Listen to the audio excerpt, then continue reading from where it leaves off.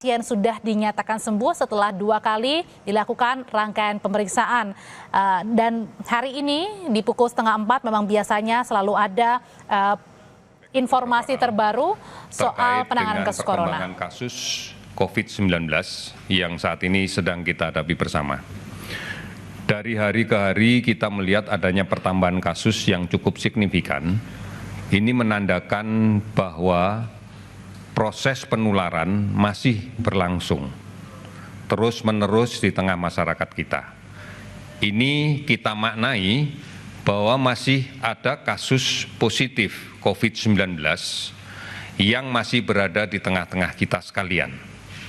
Kemudian yang kedua, berarti ada kontak dekat yang terjadi dengan kasus ini, sehingga kemudian terjadi penularan dan kemudian memunculkan angka yang menjadi sakit.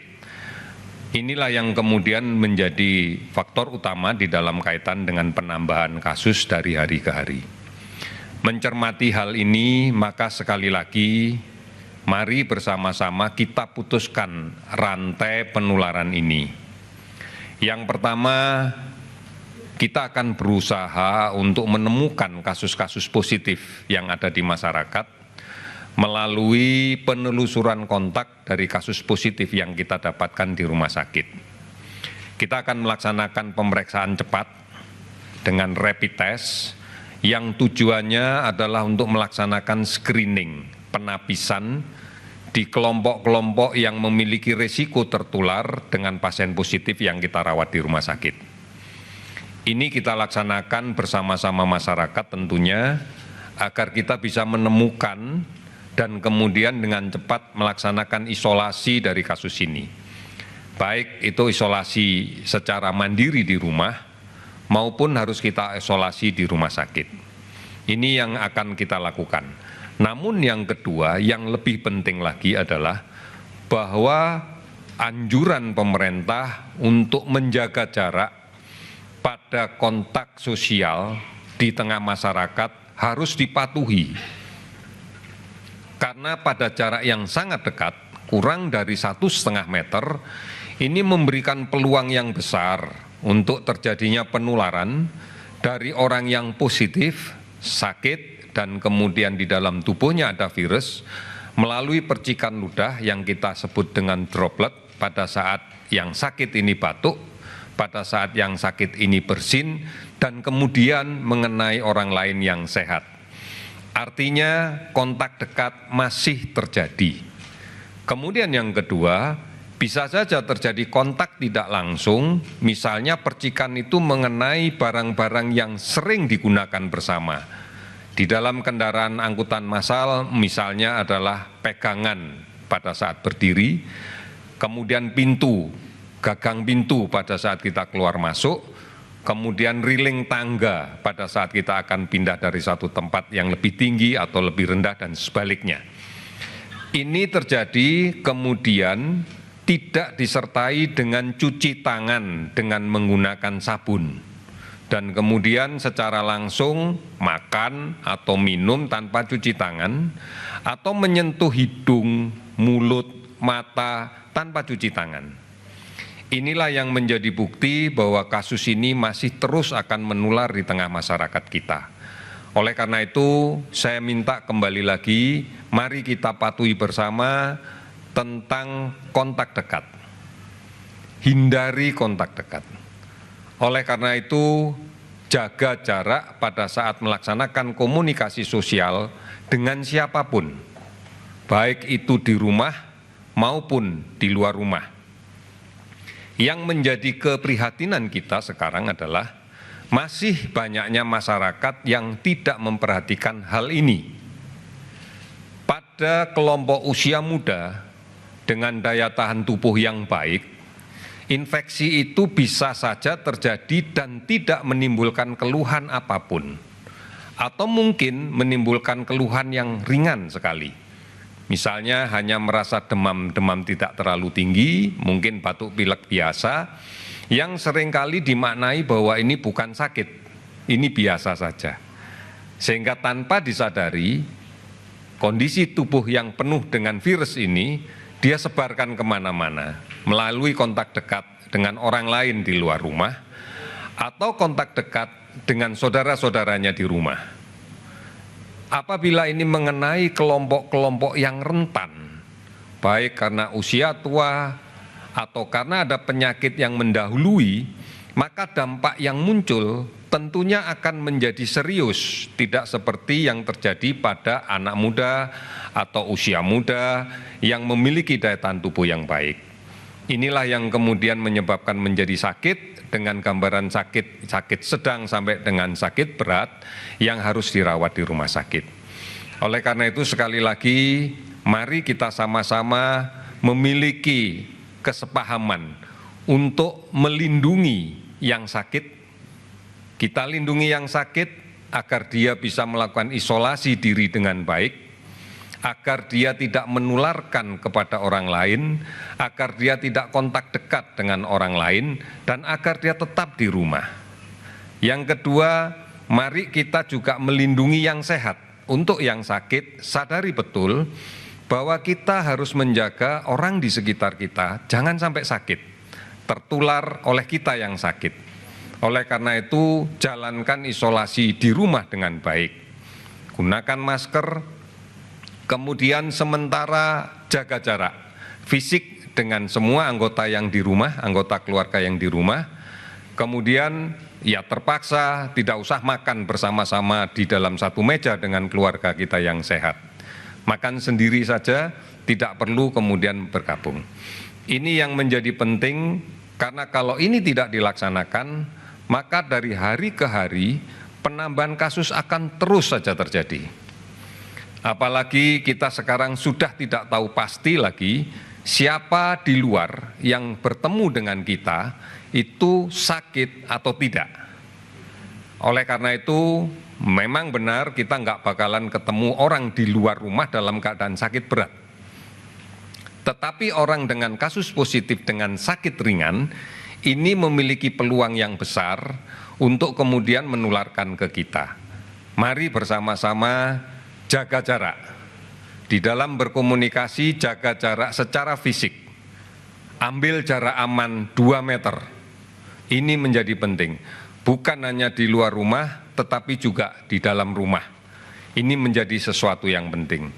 Kita bisa membayangkan apabila dalam satu rumah ada 6 orang penghuni, 5 sudah disiplin tidak keluar rumah. Tapi 1 yang sering keluar rumah dan kebetulan kondisi fisiknya bagus, terinfeksi di luar dan kemudian membawa virus ke rumah, maka tidak aman untuk penghuni yang lain manakala kemudian jarak tidak kita atur lebih dari 2 meter. Ini yang menjadi penting dan kemudian disertai dengan kebiasaan mencuci tangan untuk yang masih sehat tidak dilakukan. Inilah yang menjadi sumber-sumber penularan dan inilah yang kemudian memberikan gambaran bahwa dari hari ke hari kasus yang kita hadapi semakin besar. Isolasi diri di rumah itu menjadi penting. Bukan berarti berada di rumah mengabaikan jarak. Tetap harus menjaga jarak. Kemudian sadari betul bahwa kita yang berasal dari luar rumah dan masuk ke rumah memiliki peluang untuk membawa virus ini. Oleh karena itu pola hidup bersih, sehat menjadi kunci di dalam kaitan penanganan COVID-19.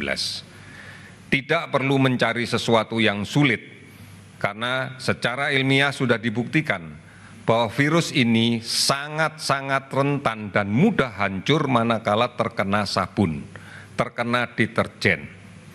Oleh karena itu tidak ada alasan karena tidak punya hand sanitizer kemudian tidak mencuci tangan. Tidak ada alasan karena tidak mudah mencari hand sanitizer maka tidak mencuci tangan. Cuci tanganlah pakai sabun. Setiap hari pasti ada dan tidak sulit untuk mencari sabun. Ini menjadi penting. Isolasi diri di rumah juga dimaknai membatasi jarak dengan anggota keluarga. Pakai masker sepanjang berada di rumah. Jika memungkinkan, gunakan satu kamar sendiri jika memungkinkan. Apabila tidak memungkinkan, ya bukan hanya kamar, mungkin tempat tidur pun juga dipisah. Kemudian sementara tidak makan bersama-sama dalam satu meja dengan keluarga lain yang sehat. Kemudian tidak menggunakan alat makan, alat minum bersama-sama. Dan mengkonsumsi gizi yang baik serta protein serta vitamin yang cukup. Tidak kemudian harus panik dengan membeli vitamin di toko, di apotek, karena pada hakikatnya kita kaya dengan buah-buahan, kita kaya dengan sayur mayur, dan semuanya pasti akan mengandung vitamin yang kita butuhkan. Jadi tidak harus dimaknai kemudian harus membeli vitamin, memberi multivitamin di apotek atau di toko, tetapi makanlah buah dan sayur yang cukup. Tidak harus buah import apapun, buah itu akan mengandung gizi yang baik, mengandung vitamin yang cukup. Ini yang menjadi kunci pada saat melaksanakan isolasi diri. Kemudian lakukan pemantauan diri. Lakukan pemantauan diri dan lakukan konsultasi dengan tenaga kesehatan. Tidak harus keluar rumah untuk datang ke puskesmas, tidak harus keluar rumah untuk datang ke rumah sakit. Sekarang banyak sekali media yang bisa kita akses untuk berkonsultasi, bahkan bisa berinteraktif langsung dengan yang memberikan konsultasi. Kita pahami ada beberapa call center yang bisa dihubungi, baik di 119, ekstensi 9, kemudian di Halo Kemkes 15567, ataupun banyak lagi di media online yang lain. Bisa di Halodoc, bisa di Sehatpedia, bisa di Gojek, dan sebagainya. Dan kita pun mungkin juga memiliki dokter keluarga, bisa juga digunakan untuk berkonsultasi. Anda tidak sendiri di rumah, semua keluarga akan melindungi. Dan semua keluarga sudah bertekad untuk menjaga agar yang sakit bisa melaksanakan isolasi mandiri dengan baik, sehingga diharapkan bisa sembuh dengan baik. Sekarang ini banyak kasus yang sudah bisa sembuh, karena memang ini adalah penyakit karena virus yang pada umumnya adalah bisa sembuh sendiri, self-limiting disease. Tidak perlu kemudian harus mengkonsumsi hal-hal yang khusus, tidak perlu kemudian terpengaruh untuk harus mengkonsumsi hal-hal tertentu. Semuanya penuhi dengan prinsip gizi yang seimbang, kemudian nutrisinya cukup, dan istirahat dengan baik. Ini yang menjadi penting untuk kita pahami. Pemerintah secara aktif sekarang tetap melaksanakan pencarian kasus positif di masyarakat dengan menggunakan rapid test. Kami sudah mendistribusikan rapid test, sudah hampir 500.000 kita distribusikan ke seluruh provinsi. Manfaatkan ini di dalam kaitan dengan tracing. Sudah barang tentu rapid test bukan untuk menegakkan diagnosa, tetapi merupakan penapisan, penyaringan, screening untuk mengarah pada kasus-kasus yang positif. Oleh karena itu, manakala di antara saudara-saudara ada yang sudah melaksanakan rapid test dan hasilnya negatif, jangan memaknai bahwa Anda bebas dari penyakit ini. Karena beberapa kasus negatif sebenarnya adalah kasus yang sudah terinfeksi tetapi masih kurang dari 7 hari. Sehingga antibodi belum terbentuk, maka pada saat pemeriksaan bisa memberikan kesan gambaran negatif. Sebenarnya virusnya sedang berproses, karena kita bisa mendapatkan antibodi itu pada umumnya setelah hari ke-7. Oleh karena itu seharusnya dilakukan pemeriksaan ulang pada 7 hari kemudian dari pemeriksaan yang pertama. Manakala kemudian dalam pemeriksaan 7 hari kemudian juga masih negatif, maka saat ini bisa dikatakan Anda, saudara, sedang tidak terinfeksi, tapi bukan berarti kebal. Anda belum terinfeksi dan sangat-sangat mungkin bisa terinfeksi, manakala kontak dekat dengan kasus positif tetap dilakukan. Tidak memperhatikan jaga jarak, ini pasti akan memberikan dampak yang besar.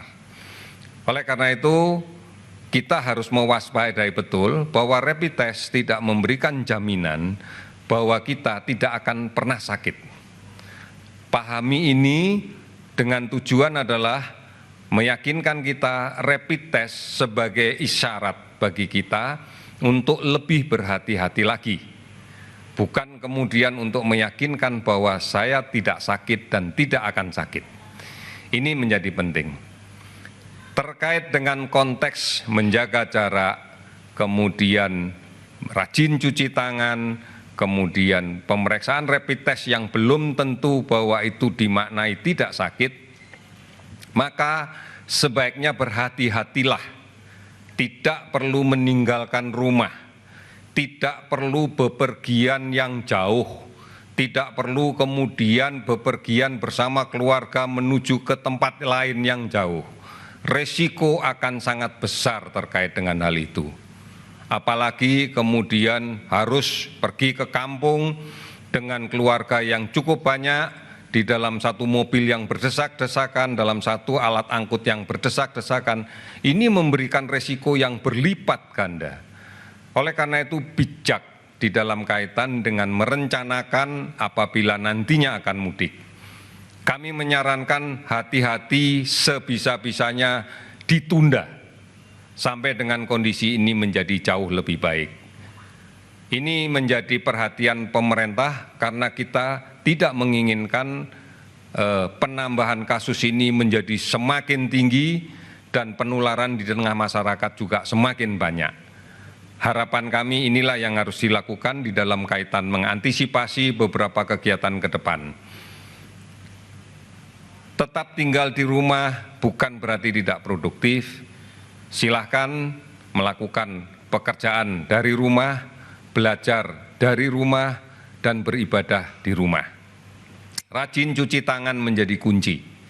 Oleh karena itu, saudara sekalian, ini cara yang paling tepat untuk memutus rantai penularan dari penyakit ini.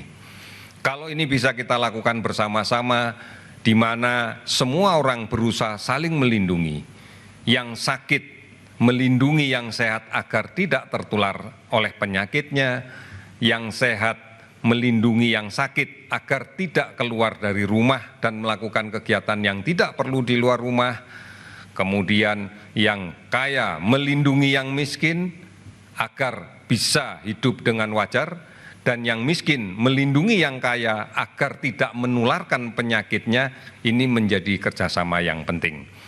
Saya optimis dan sangat meyakini karena sebenarnya bekerja sama, bergotong royong, saling toleransi itu modalitas dasar kita sebagai bangsa Indonesia. Karena inilah kepribadian kita yang sebenarnya. Tidak perlu kemudian kita mencari-cari cara karena sehakikatnya kita sudah memiliki itu. Bertoleransilah dengan tetangga kita, saling mengingatkan ini menjadi sesuatu yang penting. Saling membantu ini menjadi tulang punggung dari upaya untuk mengendalikan penyakit ini. Ini beberapa pesan yang saya sampaikan sebelum saya akan menyampaikan update kasus yang kemudian kita catat terhitung sejak tanggal 26 Maret 2020 pukul 12 WIB kemarin sampai dengan hari ini pukul 12.00 WIB. Terjadi penambahan kasus yang cukup signifikan juga, ada 153 kasus baru yang kita dapatkan. Sekali lagi ini menggambarkan bahwa masih ada penularan penyakit ini di tengah masyarakat kita. Masih ada sumber penyakitnya dan masih ada kontak dekat yang terjadi. Sehingga total kasus menjadi 1.046. Ada 11 pasien yang sudah dinyatakan sembuh dan boleh pulang, sehingga total sembuh adalah 46. Dan ada 9 kematian baru pada 24 jam kemarin, sebanyak 9 orang sehingga menjadi 87 orang. Sehingga posisi sekarang pada tanggal 27 Maret pukul 12 ada 1.046 kasus positif akumulatif dan kemudian ada 46 yang sembuh akumulatif dan ada 87 yang meninggal selama ini data akumulatif. Saya ingatkan kembali saudara-saudara, mari sama-sama kita menjaga jarak lebih dari 2 meter, cuci tangan dengan sabun dan air yang mengalir, kemudian produktif di rumah, bekerja dari rumah, belajar di rumah, dan beribadah di rumah. Mudah-mudahan upaya yang keras kita laksanakan secara sinergi bersama-sama pemerintah, bersama-sama masyarakat, bersama-sama siapapun bisa menanggulangi permasalahan penyebaran penyakit COVID-19. Kami yakin optimis kita mampu. Terima kasih, selamat sore.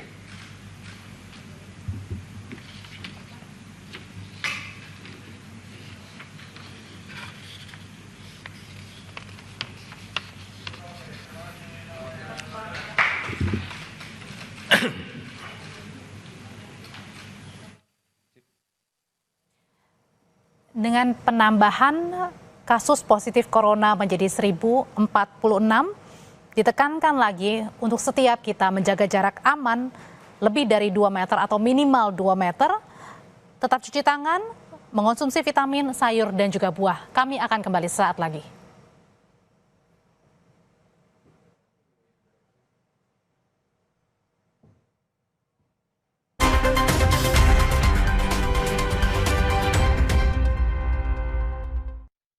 Sayang, buruan! Jangan mau dibikin lombong. Pilih XL, Extra Unlimited Turbo, tanpa batas kuota dan kecepatan. Being just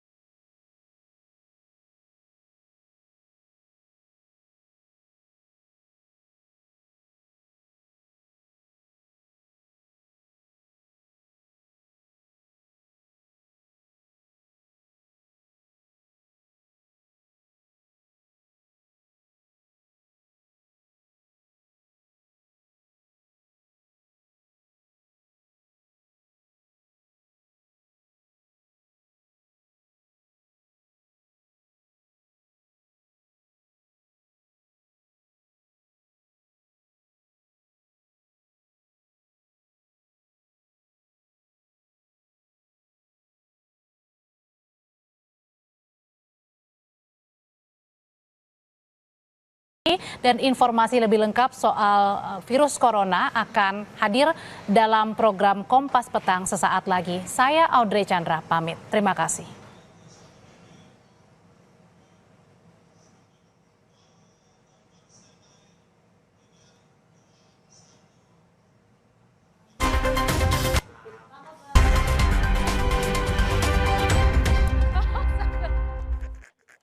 Pak, telat nih, aduh. Ayo buruan, Pak.